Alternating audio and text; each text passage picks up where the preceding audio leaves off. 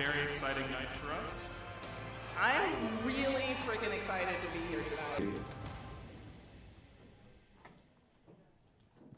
All right, today. Hey, welcome. Overwhelming? How's that? No, I just meant their response. Congratulations. It started from a radio show, for real? Is that what happened? Yeah, I was listening to the show Radio Lab, and they had done an episode on Mapai's book about Gary Hart. And when I listened to it, I just couldn't imagine that there was a moment in our history when the presumed next president of the United States was in a dark alleyway in the middle of the night with 3 reporters, and no one knew what to do because no one had been in that situation before. Is that how, like, when you were putting it together, did you have the same thought? Sorry, I sometimes spit lightning bolts. It's just fun. I did. Watch out. I'm the next Avenger. No, they. I did have much the same thought. It goes back a long way. I mean, I met Gary Hart when I was writing for the New York Times Magazine. He was a pretty new writer there in 2002. I wrote a piece which repeated, quite honestly, a lot of the sort of tropes and misperceptions about the scandal. I'm not proud of that. I wasn't proud of it at the time. It was a fine piece, but it didn't delve deeply enough, and I thought about it for years afterward. It kind of stayed with me. I thought Hart had been incredibly impressive. I was watching, as Jay was from the other side as a political operative, what it was to cover presidential campaigns in the modern era and how the system was sort of broken. And I began to feel there was a connection that needed to be explored. And I went back and did this book on Gary Hart and explored a lot of those themes, and that's what Jason saw it very much the same way. And Jay and I had been working together, and the 3 of us came together and had this vision for what the movie could be. What attracted you to it? Jason Reitman was the first thing I heard. The script is coming that Jason is going to direct. And as an actor, you read things with a certain framework when you get to page 1. And my framework the entire time was, please love this, because I'm a massive fan of Jason. So If this sucks, I don't want to have to say no. I was going to say yes anyway, basically. It just so happened I was on a gap year in 1987 when all this happened. I was turning 19 and probably drunk most of the year. I remember very little of it, if anything. So I really, as an outsider, as an Aussie, I took to the story very fresh, and I found it very somehow relevant. And weirdly, sort of, someone who loves puzzles, there was a piece of the puzzle that I never knew about, but somehow made sense a little bit of what was happening today. I'm also a journalism major, so I was very interested in that. And so, story, director, story, I'm in. Helen, it's hard to tell this story and watch this story without being completely connected to today. It's an impossible reality in a sense, because you're looking at it thinking, that sunk a front runner. And there was never even really an admission, but that sunk a front runner. Talk about the lessons that politicians have learned since then about this Gary Hart ordeal. Oh, well, I'm not a politician, so I don't know what the lessons they might have learned, but I do know that one of the reasons we were so excited about this was because it was a way to engage with the questions that I think were many questions we're asking ourselves about today without having the divisiveness of having to be talking about something that's happening right now, and sort of having a bit of space to be able to look at it from with some perspective and say, oh, it's really interesting that it's so different now, but what does this mean for how we think of men in power? What does it mean for the women who work for or with him? What does it mean for all of these different things? And being able to ask those questions and engage in those ideas in a way that felt more comfortable and more easy to have those conversations that still are very relevant to what we should be thinking about today. I mean, you've worked with politicians. They've learned from this, right? They have. I mean, part of what drew me to this is I worked in politics for 15 years, and as Matt, and it really broke my heart. I went into it with as much idealism as you could possibly have and left it with a lot of cynicism. As Matt started to tell me about his book when he was working on it, he was like talking me through it, and I just said, that is a fucking movie. And it was a movie that I wanted to be a part of, because it was a way to, as Helen just said, it was a way to speak to what we were going through today. Although today, when we started this, was years ago. So a lot of people have thought like, oh, these guys must have woken up the day after, November 10th, 2016 and started this movie. We were into this movie years ago. We had a script that was basically more or less the one we shot well before Election Day. This was something that, Matt saw coming and that for various reasons we felt drawn to well before the world got into the much more messed up place that it is today. Jason, as a filmmaker, this is, I've heard a lot of people talk about how this is a different film for you to make, but this is a different film for you to make as well. Did it feel that way? It did. I mean, first of all, this is a movie about real people. And this is the first time I felt the responsibility as a storyteller, and I know you felt the same way, that, we're dealing with real people's lives, people who are still alive today, and there's something that's scary about that. And I took a different tact stylistically to the film. The Frontrunner is a movie that is asking you constantly what is important and what is relevant. And we wanted to do that as filmmakers as well. So it's a film where you're looking at 12 different points of view. There are often 2 to 3 conversations happening on camera at once.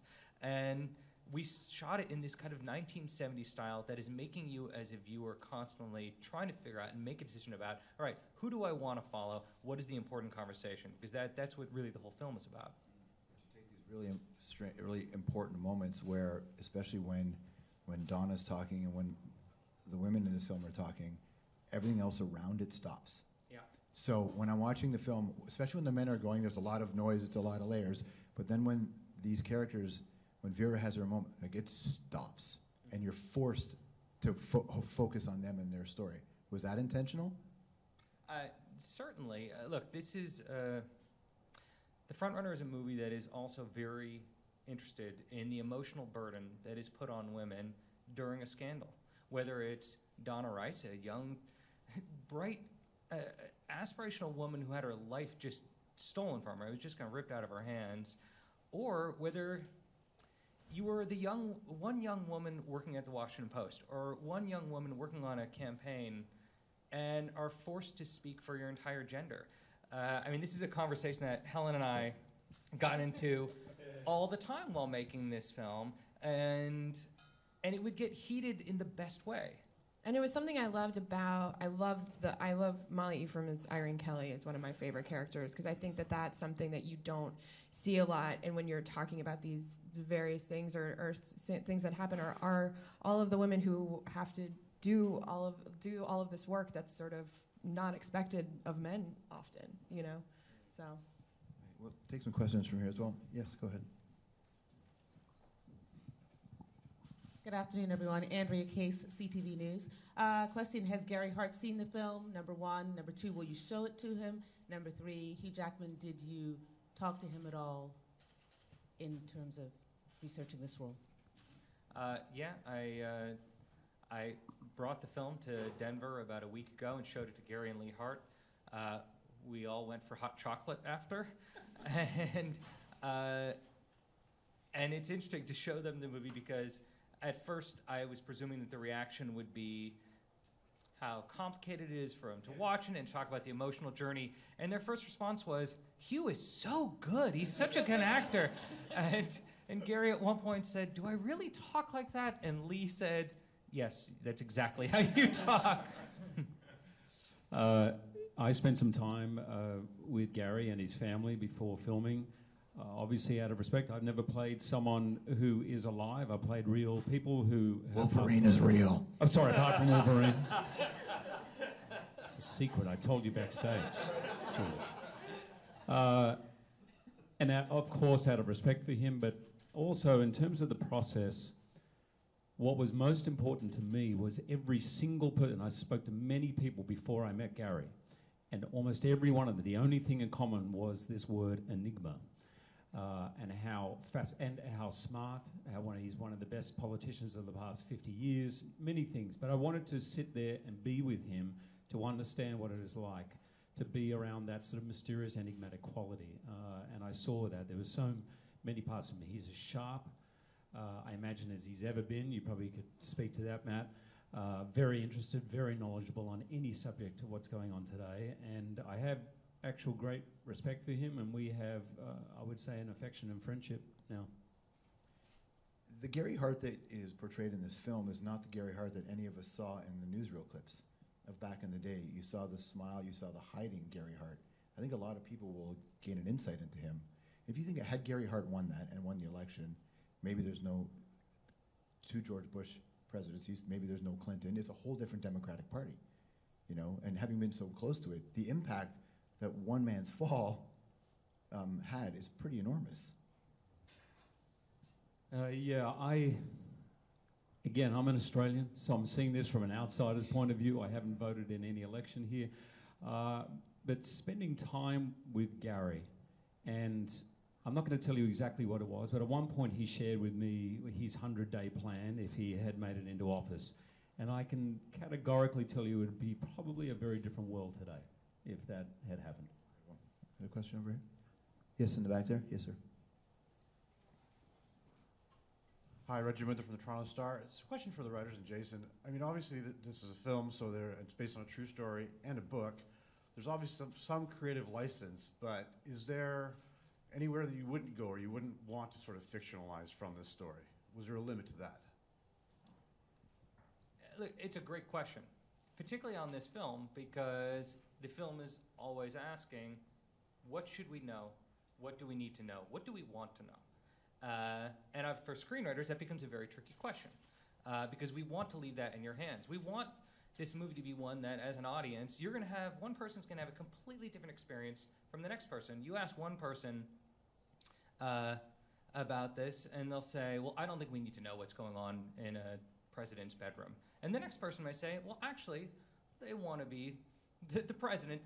Everything should be available. These should have no secrets. We need to know everything. And neither person is right. And we want this to be a film where people can have that conversation after. So it is a movie.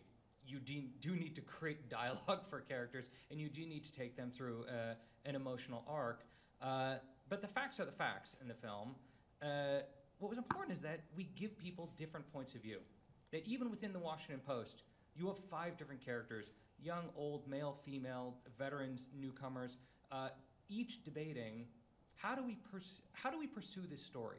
This is obviously something that people are interested. Obviously, people want to know. The Miami Herald has done this groundwork. Where do we go with this? And I'm hoping the people in the audience feel like they are right in that room, trying to make that decision with them, trying to figure out what is relevant. What do I actually need to know? Yes, sir. Hi, good afternoon. Isaac Richter from Tiempo Libre. You mentioned that you were developing this film, the script, before the 2016 election and everything that happened, but did that event shape anything about how the film turned out, or did it inspire you to talk about any certain topic, certain scene that might have come about? It certainly made the story feel more relevant to us. I don't think it had changed it, though. We had already written the script, and our interests remained the same. I mean, Matt approached the book. I mean, Matt can say how he approached the book, but in my view, when he talked about it to me, and we had a lot of conversations. Our relationship goes back to 1999. He was covering Bill Bradley's presidential campaign. I was on the other side as an operative. We watched the process get more and more broken throughout our relationship. We kept a good relationship, but we watched the process get more and more messed up, more and more broken. And so, as Matt talked about the book, and I said that's a fucking movie, it's because I thought that it'd be great to tell that story with more mass appeal than a book might get. That was in a weird way. 2016 didn't surprise either of us, and didn't surprise a lot of us on this stage. But we were telling a story of a system that we felt was broken from the inside for a long time. 16 was just more broken, maybe more quickly than we thought it would be. And it raises, I guess, a question that we're all interested in, and that is, whoever we're going to elect is going to be a human being, and a human being is going to have flaws. And we need to ask ourselves at all times, what kind of flaws do we want in that person? If it's broken, is it fixable? Yes. George, it's a depressing question. I'm looking for hope up here, please. Yes, right here. Yes, sir. Hi, Neil Smith, BBC News. Hugh, does making a film like this make you consider how you might fare in the political sphere, especially as you know, who knows? There's maybe quite a few vacancies in your home country, given the rapid turnover. I endorse him immediately. I do too. I'm down. 100%. I'll make signs. I will work for you. Someone start the pins. Yeah, Just don't rule it out, Hugh. Whatever you do, no categorical statements here. Yes. No, the opposite. That's a good question. Literally, there was no particular aspiration to run for politics. After looking into the world, it makes me want to run even further. I think it's a very, very... And one thing I love about the film is this cauldron of a campaign, as the movie sees it not just from the candidate's point of view, but from the volunteers, from the press, from the family. Decisions, really important decisions, are being made on the fly under immense pressure. And, you know, I think, plus now, as Matt says so brilliantly in his book, post-Watergate, every single journalist, every voter is assuming there's a flaw that needs to be found out. So I'm going to find out the flaw. Thank God as an actor we don't have that standard because there wouldn't be any actors left. And I don't know if I can handle it, to be honest. Too thin-skinned, I think. Although 10-year-old tweets are starting to come out for people, and that's bringing them down.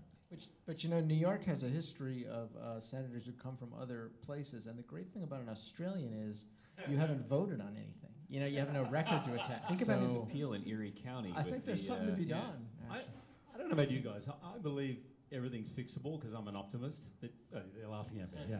See, that's the optimist actor, and why I probably should never go into politics. But no, I'm with you, Hugh. But I really would vote for you. So. Oh, thank you. I love the line. I was just thinking about it this morning that my character has, that he believes in the sanctity of the process, and I think one thing I love about the film is it sort of reminds us that yes, it's broken. And by the way, I'm saying that as an Australian. I think we've just elected our 6th Prime Minister in the last 7 years or something. So however, it's definitely a process. The democratic process is something worth fighting for, I would say. There's not a country on the planet, a democratic country, where the people of that country wouldn't want to change something of that process. But what I love about the movie is I think people are arguing about which parts of the process do we keep, which parts are worth fighting for, what is important, what is not. I think that's kind of where we're at now. I know there's lots of people who like the system in the United States right now, and a lot of people who don't. But what struck me as very different from this film is the reporters are the same now as they were then. They ask the questions. The difference is the audience then, the voter, really cared about the private life, and clearly now they don't really care. So there seems to be this enormous shift in what the voter is willing to accept. Because a lot of the stuff about the current president came out before the election, and they still went to the polls and made the decision. So maybe there has been a real shift, and that if it settles a little bit, we'll have a more stable kind of reality. So maybe change is afoot. Well, you know, I don't think it's. I think it's narrow. Yes, the public cares less, but I also think it's. You know, it's the story's bigger than do we care about people's sex lives or not about their sex lives. In a sense, you know, the question is. What things matter in a candidacy? Can we focus on things that matter? Do we assume that everyone is? Do we, as journalists, myself, having covered 5 presidential campaigns, do we assume that everybody's lying, everybody's fraudulent, and it's our job to find out how? Or do we endeavor to sort of provide the context that character requires? What have they been for their whole lives, their whole careers? How have they voted? Have they been corrupt? Have they been honest with constituents, in addition to being honest with their wife, right? I mean, what is the measure of someone's integrity in that context? I think those are questions we still wrestle with, particularly in a news cycle that goes so fast. And I think the point, the movie's a great movie because this is an amazing cinematic story that people don't remember, and Hugh is so fantastic, in my view, in that role of that. It's compelling in and of itself. But it's also an opportunity, I think, for all of us, we hope, to sort of leave asking each other and arguing about, what it is that matters, and are we getting how do you draw context from a political discussion that has oftentimes an hour or a 10-minute life cycle. We did actually write this movie from a deeply hopeful, idealistic place. Like I say that I left politics cynical. I left it cynical about the process, but hopeful about its ability to change. And part of what we brought to the script, and what Jason and Hugh and the rest of the cast brought to the movie is this is a deeply human movie. We show people, not the people that are involved in politics are human beings trying to make difficult decisions every single day, and we tried to show that. There are no black hats or white hats in our story. There's a lot of gray because a guy in one scene makes the right decision, and the next scene makes the wrong decision. That's just life. Judgment. You didn't assign a lot of value at all to that. Other questions here? Well, there you go. Go ahead, Neil. Hugh, just to brighten things out a bit, this is going to be one of the first things people have seen you in since The Greatest Showman, which is still riding high in the charts of My Country and many others. Have you come to grips with that? How much of a phenomenon that film and the soundtrack has been, and what a enormous success it's been internationally? Come to grips with it is one term. According to my family, I'm very annoying how I keep bringing it up. My 13-year-old daughter, when I say, oh, by the way, we're still number one, nobody cares, Dad. Is often the refrain I hear at home. If you come later tonight, Matt Bai does an amazing version of A Million Dreams. I don't know if you'd be willing to do it now, but yeah, it's been an incredible. Honestly, I would, but it gets me so emotional here. I just can't go on. But thank you, mate. It has been truly incredible, and honestly, and this is not just a lazy segue, but to think of having Logan and that movie, but all the while working on a Jason Reitman film about an issue which I think is very relevant and a movie I'm extremely proud of. I certainly am at a point in my career that I pinch myself, and I feel very, very blessed. It will give him a appeal upstate in New York that a lot of New York City residents don't have when they run for Senate. So. What did you learn about politics throughout this process? Like when you finished the whole thing? A lot. I think I mentioned I was 10 years old when this happened. I didn't know this story. And I'm not a student of history. I'm someone madly in love with movies. And I've always wanted to make film as I'm interested in human beings.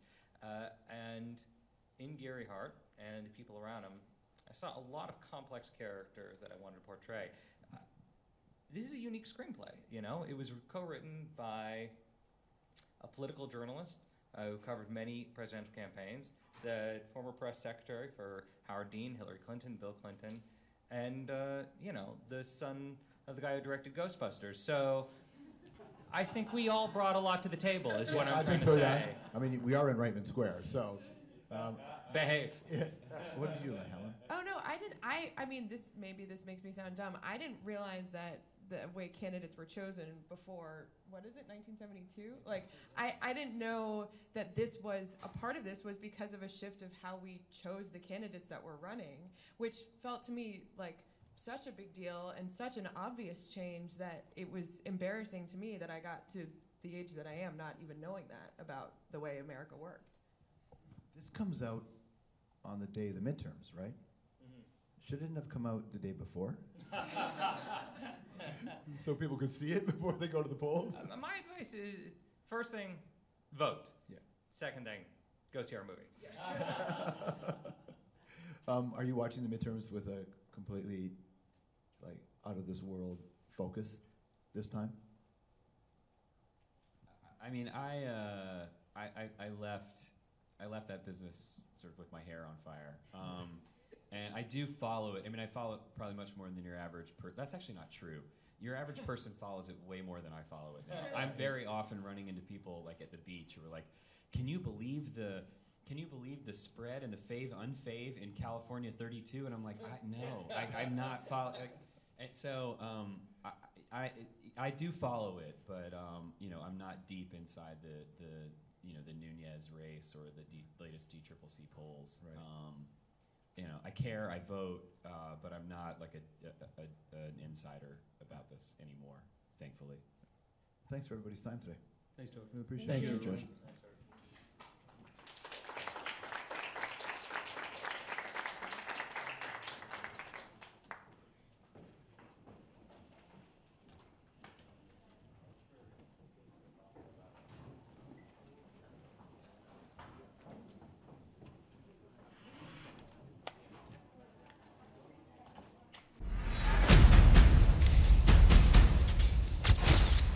It's a great honour and a great thrill to be in a Jason Reitman film in Toronto. The Ryerson Theatre just feels like home to me. A lot of the cast are in there tonight. This is a very, very big night for the film. It's a film I'm very, very proud of. TIFF is very exciting. I love the energy of this city, the fans of these movies. Everyone loves film here, and so to be in the audience and see their reactions, it's priceless. The Front Runner is the kind of movie where you're going to have a different experience than the person sitting next to you, and it's a movie that really is for the drive home. This ensemble cast is brilliant. Really at the center is Hugh Jackman. His performance is astonishing and enigmatic. Hugh Jackman, we're all obsessed with him. The whole cast, we're all in love with him. It's a moment in time when everything changed in American politics. It's a totally gripping drama.